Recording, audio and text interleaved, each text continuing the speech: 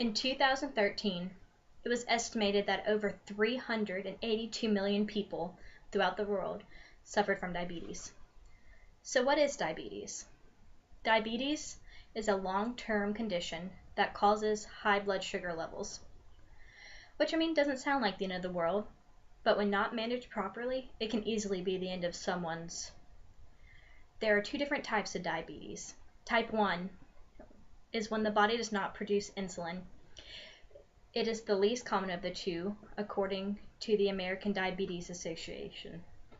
Only 5% of people with diabetes have this form of the disease. Type 1 is often referred to as juvenile diabetes. Symptoms of this disease, which can usually be seen when the person is experiencing high blood sugar levels, include increased thirst, frequent urination, which you can guess from the increased thirst, bedwetting in children, extreme hunger, unintended weight loss, irritability, and other mood changes, fatigue and weakness, and in females, a vaginal yeast infection. Side effects of type 1 diabetes can affect major organs in a person's body, including your heart, blood vessels, nerves, eyes, and kidneys. Along with eye and foot damage, it can also cause a variety of pregnancy complications, such as stillbirths, birth defects, and for the mother, they sometimes can suffer from preeclampsia because of diabetes. Then we have type 2 diabetes, which is when the body does not produce enough insulin for proper function. It is the most common form of diabetes. Symptoms include bladder, kidney, skin, or other infections, and also slower healing, hunger, increased thirst, and increased urination. So type 2 has really similar symptoms of type 1, as we can see. And the side effect of type 2 diabetes include heart and blood vessel damage, nerve damage, kidney damage, eye damage, foot damage, hearing impairment, and according to research done by the Mayo Clinic, type 2 diabetes may increase your risk of Alzheimer's disease. The poorer your blood sugar control, the greater the risk appears to be to contract Alzheimer's. So what causes this terrible disease? If you have type 1, then the exact cause is unknown. In most people with type 1 diabetes, the body owns an own immune system, which normally fights harmful bacteria and viruses, mistakenly destroys the insulin-producing cells in the pancreas. Genetics may also play a role in this process, and exposure to certain environmental factors, such as viruses, may trigger the disease. Type 2 causes include being overweight, being physically inactive, and eating the wrong foods. All of these factors contribute to our risk of developing type 2 diabetes. The risk of developing type 2 diabetes is also greater as we get older, unfortunately. Experts aren't really completely sure why this is. They say it's because as we get older, we're less active, and that makes us put on weight, and putting on weight is like puts you at a disposition to get everything. But there's also environmental factors, as we mentioned earlier. So now we've talked about what diabetes is and what the symptoms and side effects are. So this is the next thing, how we diagnose it and cure it. To diagnose diabetes, all it takes is a simple blood test, which sounds pretty easy, but the issue here being that 1/3 of the people with the disease don't know they have it.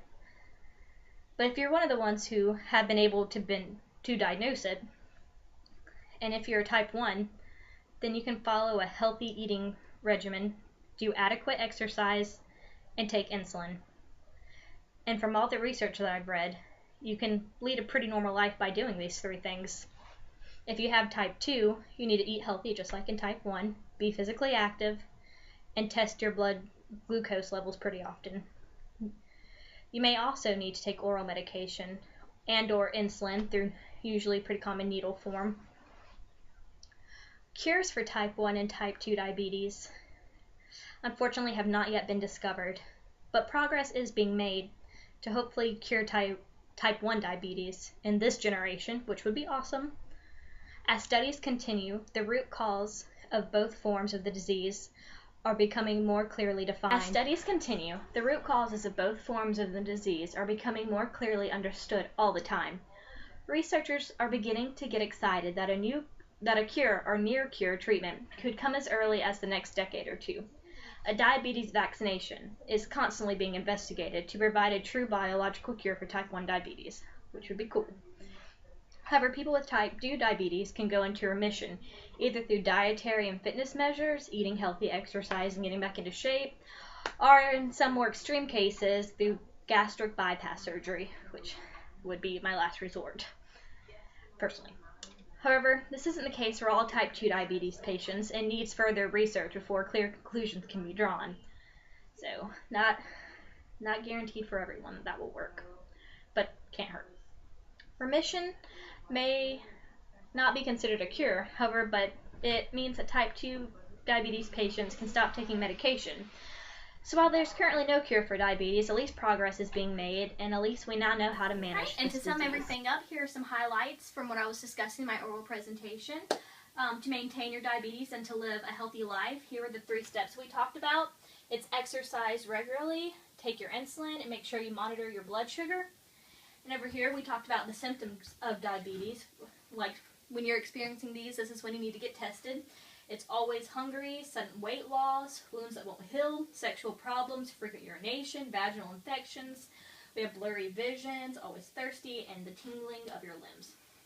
Over here it just talks about how obesity, basically with diabetes, is just not a good combination, and everything that can go wrong there, from stroke, blood vessel damage, heart attack, kidney failure. And then over here it has a blood sugar chart, and I found this interesting because if you have a blood test at home and you're not sure about something, you could test yourself really from just knowing this. Like if you're fasting for a day, your blood sugar should be between 80 and 100. If you just ate 170 to 200 in 3 hours after eating 120 to 140. And if you're pre-diabetic, it's a little higher for each, and then when you're diabetic, it's a lot higher for each, so I thought that was interesting. And then to add a little humor, it says 3 words for you: Kit Kat lasagna, and then it's 1 word for you: diabetes. So basically, in conclusion to my presentation, if to live a healthier life and hopefully avoid getting diabetes, though I know you can't avoid, there's genetic factors and stuff, but you can help it and maintain it if you do get it. It's by eating this, like vegetables, and doing all these exercises, and not doing this, which is the candy, which I must admit I love, and watching TV. So get up and get active.